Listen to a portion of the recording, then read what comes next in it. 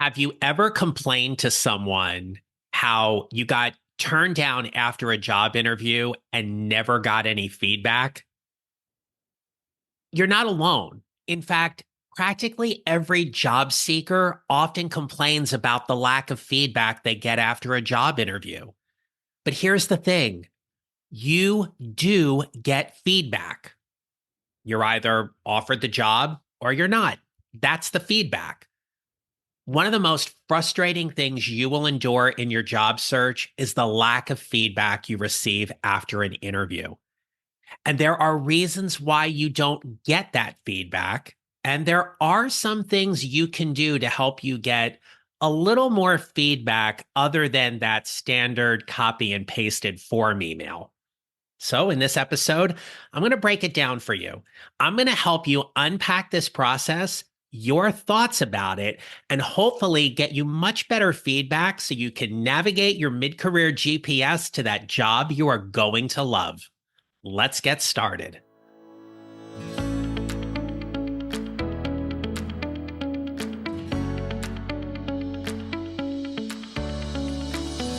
Hello, my friends. This is the Mid-Career GPS podcast. I'm your host, John Nerrell. I help mid-career professionals find a job they love or love the job they have using my proven four-step formula. Well, before we get into today's episode, I'm curious as to how many of you are dealing with summer allergies like me. Oh, I had to take a knee a little bit toward the end of last week and just give myself some time to rest and recover a bit. It just seems like year after year, these allergies tend to get a little bit worse than they have the year before. But I love the spring. It's my favorite season in the entire year. So I love the change in season. We're now in daylight savings time for those of you who live in states where you follow that. So it's just lighter, later, and I love that piece. So just embracing all of the things that spring has to give us this year. And of course, when we think of spring, we think of new life and new beginnings. And for many of you, that means new jobs. And if you're looking for a new job, that means you're interviewing. And if you're interviewing, you might be a little frustrated in that process. So I want to take some time today in this episode and unpack this process with you because I am hearing more and more from my network, the people whom I'm connected with on LinkedIn, and my clients where they're frustrated in this entire interview process. And so I want to peel back the curtain a little bit for you, both from my perspective and experience as a career coach, someone who's also sought after jobs during his career, but also as a hiring manager that I was for several organizations in my career. And so before we get into this, I want to offer you this piece. Some of you, air quotes around some of you, because it's not all of you, but some of you think that because you've applied and interviewed for a job with a particular company or organization, that you are owed feedback. And you think that you're owed feedback because you've gotten through the first, second, third, fourth, maybe even fifth round or later, and you think you're deserving of feedback. And I'm here to tell you, you are not. The feedback you are given is either you have moved forward or you haven't. That's the feedback. And if you're thinking that, this is an opportunity for you in this episode to get clarity about why you think you deserve more feedback than what you are getting. Perhaps you are thinking it's about companies being nice and it's the right thing to do. And if that's the case, I need you to pause here because companies don't owe you any feedback. And here's why. The primary concern on the company's part is for legal reasons. I have heard this repeatedly from my HR colleagues and friends, and it makes absolute sense. Companies follow a standardized process for hiring. And in that, their policies limit information that is shared with candidates in order to maintain a fair and equitable process for everyone. So what that means is that they can't provide you with feedback and not to everybody else. And when you think about the hundreds of people who are perhaps applying for a given job and the dozens of people who are interviewing, if companies are doing their best to ensure that they are providing the same experience for everyone, and that means they're being asked the same questions to all of the candidates, there's a hiring committee or panel of interviews who are scoring and rating each candidate and then moving them along to the hiring manager.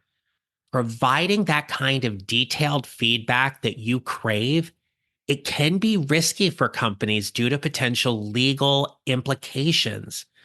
And yes, this process can vary depending on the size of the organization. If you're interviewing with a smaller company, you might be able to get some feedback, or they may have a little more bandwidth than others. Same thing may be true or not for a larger company. But the key thing here is that your thoughts about being jilted or jaded or disrespected in this process, I need you to understand the context as to why companies do not provide that kind of feedback. Now, I have talked before a little bit on this podcast about ghosting and why ghosting is extremely frustrating and it's not something I want to see companies do. I firmly believe that if you have moved along in the process and you have been invited to an interview, whether it is with the recruiter, an HR representative, the hiring manager, after that interview, you should be notified about your status. Your status is either, thank you for interviewing, we've decided to go in a different direction, or you are not moving on to the next round of interviews, or thank you very much, we enjoyed the conversation, we'd love to talk to you further. I do believe that absolutely needs to happen in the job hiring process. But other than that, if you are expecting someone to sit down with you and go through your entire interview and feedback about what you could be doing differently or what you could be doing better, that is not going to happen. And if you are expecting companies to do that because you have volunteered to be part of this hiring process, my friends, you are gravely and grossly mistaken, in my professional opinion. That is an opportunity to clear up your thoughts about why you feel you are owed that. That is very different than being strung along or ghosted. I want to be really clear about that. Absolutely, you need to be treated fairly and equitably, but getting feedback isn't part of that. When I was hiring talent and I partnered with the HR professionals in the various organizations where I did this, it really opened my eyes to the time constraints that they have. They simply just don't have the bandwidth to take care of everyone for everybody who's applied to every single position within their organization, especially when it's early on in the process. They simply cannot do that. The other thing to consider is that who's ever interviewing you, they're having to fit that interview in to everything else they've got going on in their day, their projects, their work deliverables. Oftentimes, when people are asked to interview, that's in addition to the things they are already doing day in and day out. So to think that they're going to be able to drop what they're doing and answer your email and provide you with that kind of detailed feedback you desire to help you with your next interview, they're moving on to the next person. They're moving on to the next task they need to do. And so again, this isn't personal, but it is part of the process. Hey there. Have you ever been hesitant to like a LinkedIn post about finding a new job because you're fearful of being seen by your employer or colleague? I get it. I see you, my friend. Since you're already listening to this podcast, I want to help you get an even bigger win in your career. And to do that, I'm inviting you to join my free email community and subscribe to the Mid-Career GPS newsletter. It's delivered to your inbox twice each week with helpful tips, strategies, and resources to help you find that job you love or love the job you have. It's all free, and you can subscribe by visiting my website at johnneral.com. Check the show notes or my LinkedIn. For now, let's get back to the episode. All right, for all my Golden Girls fans out there, here we go. Picture it, job interview 2024, insert city where you're located. You go through, you interview for a job, you're really happy with how you interviewed. And admittedly, you're saddened and disappointed that you aren't moving forward. In fact, you felt like you gave one of the best interviews of your career, and yet they went with somebody else. And understandably, you reach back out and say, hey, I really enjoyed the process. I thought we had a great interview. Is there any feedback you can give me? That's the wrong question to ask, by the way, because that's a binary answer. It's either yes or no. If you're going to ask, you want to ask a much more specific question. Maybe it has to relate to your experience or your answer to a particular question. But again, from the company side, here is why they are not likely to give you detailed feedback. They're afraid of confrontation. Now, it's not confrontation that they've done anything wrong. It's confrontation in that you so strongly believe you're the best candidate for the job, and they don't. They interviewed somebody who they felt was a much better fit, had much better experience. And so they often feel like they're now going into a losing battle because now you basically asked them to convince you why you're not the best candidate for the job. They're not going to do that. They're just not. If you're looking for feedback to potentially re-interview for that job, you are gravely mistaken. They have already moved on. The only way you are going to get back into the mix and consideration, especially if this was a final round interview, is if their number one selected candidate turns them down and they decide to offer it to number two or number three. Hopefully you are number two or number three in that process. Right? You don't have to be the first selected candidate. You just need to be the one that's offered the job. But companies are not going to go into war with you or battle with you because they've already made a decision about why you're not the best fit for the position. Because what'll happen, you'll now start to convince them. But I have this, and now you may even start sharing things that you didn't in the interview. That's on you. That's not on them. They do not have time to hear you plead your case again. You got one shot and you took it, and that was in the interview. So keep in mind that interviews are about feedback and they are about judgment. They're interviewing people to see who they believe is going to be the best fit for the job. And so feedback is subjective. I have sat on interview panels where we have had heated and intense discussions about why I liked a candidate and other people didn't, and vice versa. I remember serving on a small interview panel, and we had interviewed this candidate for a job, and they cursed several times during the interview. Now, looking back on it, it is a little humorous to me because this person had a situation where their cell phone kept going off, and it was their immediate reaction to the fact they thought they had put their phone on silent and didn't. And so their phone's going off and they F-bombed and they S-bombed. And I remember sitting there saying to myself, okay, this is for a sixth grade teaching position. Is this the person we think is the best fit for the job? So it's one of the most memorable interviews I've ever had.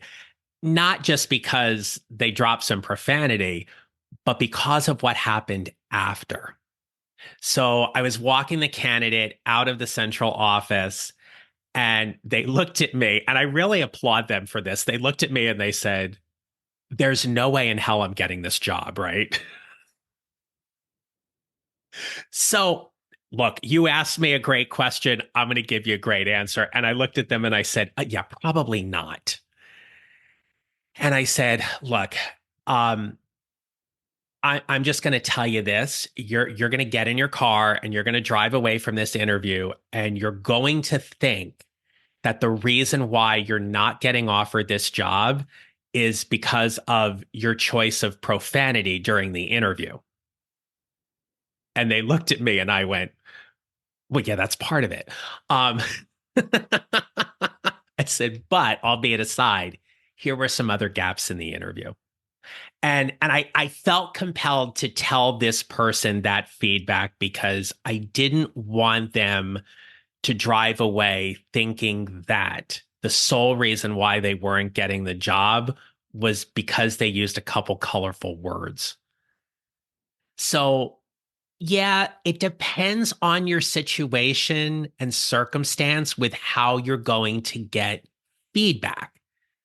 And so I want to go back to this point earlier, which is it really depends on how well you ask the question.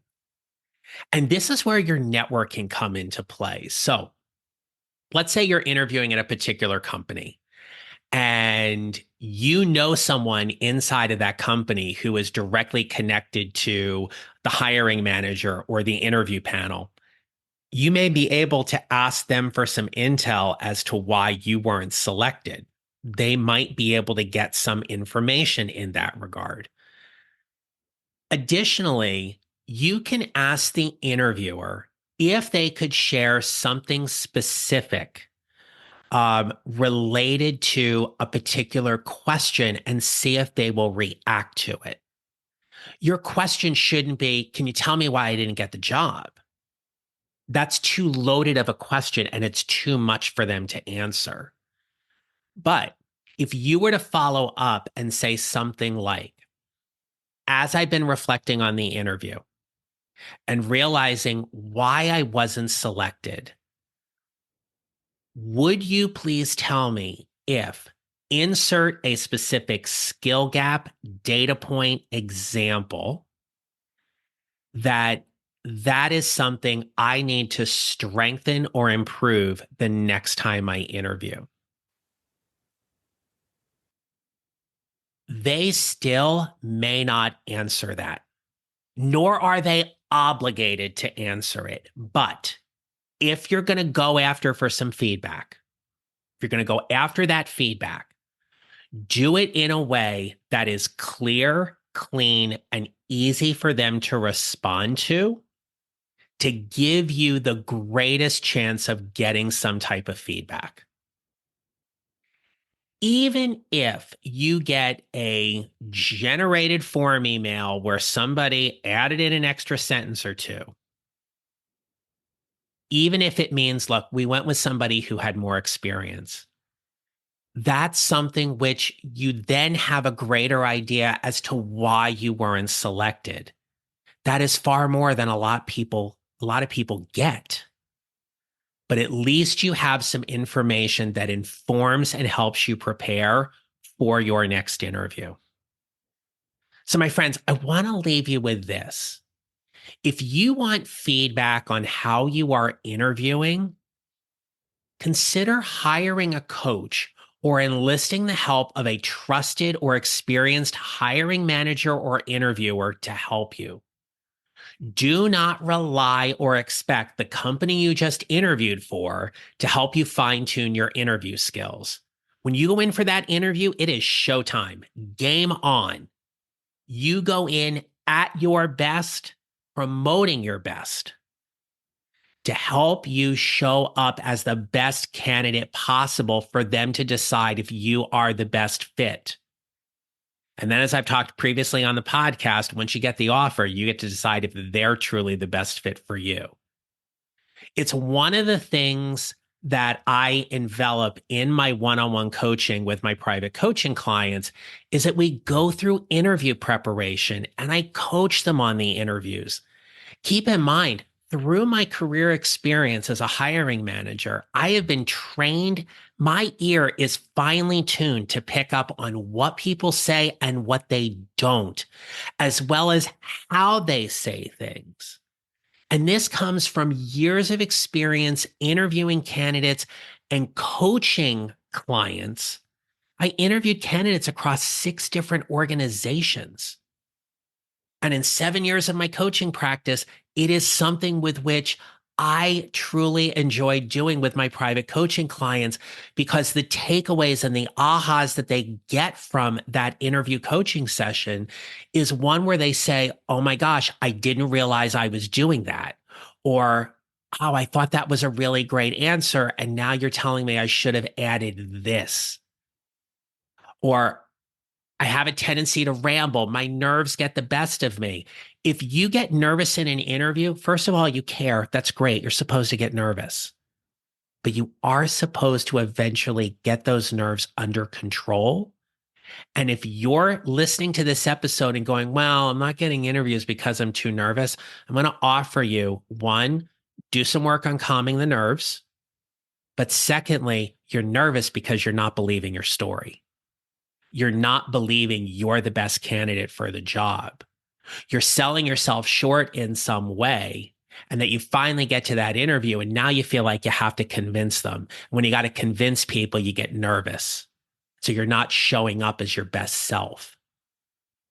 So if you want some help with interview coaching, I would highly offer you that the investment in hiring a coach to help you work through your interviews and help you show up better and more effective during those interviews is a great investment that will yield immediate benefits for the next job you go interview for, but for every job you interview after that.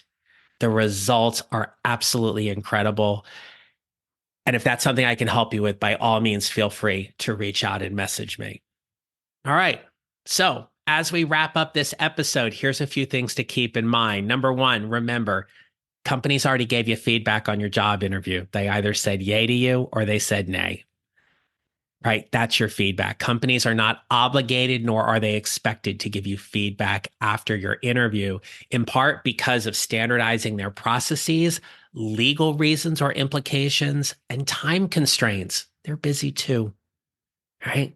And then finally, if you are going to seek feedback, do it in a way that is one specific and targeted question to see if you can get the reasons as to why you didn't move forward. And then lastly, consider enlisting the help of someone, a coach such as myself or somebody else, to help you be sharper and better on your next interview. All right, my friends. Until next time, remember this: you will build your mid-career GPS 1 mile or 1 step at a time, and how you show up matters. Make it a great rest of your day. Thank you for listening to the Mid-Career GPS podcast. Make sure to follow on your favorite listening platform. And if you have a moment, I'd love to hear your comments on Apple Podcasts.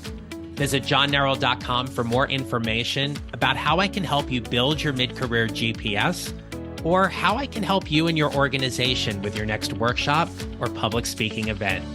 Don't forget to connect with me on LinkedIn and follow me on social at John Nerrell Coaching. I look forward to being back with you next week.